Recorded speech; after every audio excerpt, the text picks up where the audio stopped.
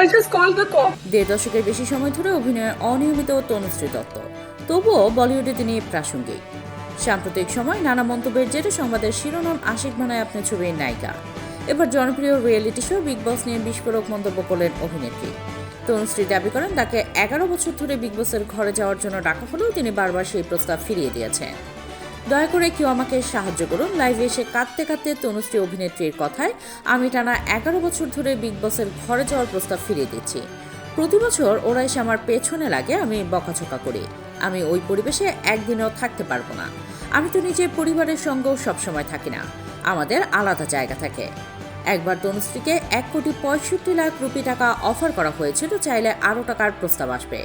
তবে অভিনেত্রী জানিয়েছিলেন তাকে চাঁদ এনে দিলেও বিগ বসের ঘরে যাওয়ার প্রস্তাব গ্রহণ করবেন না।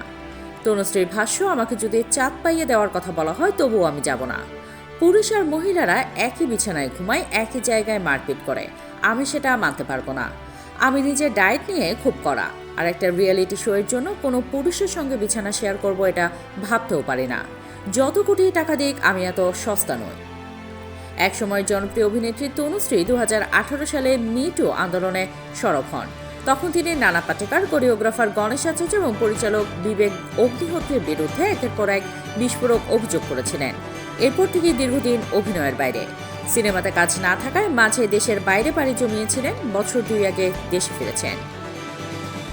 News desk, signal TV.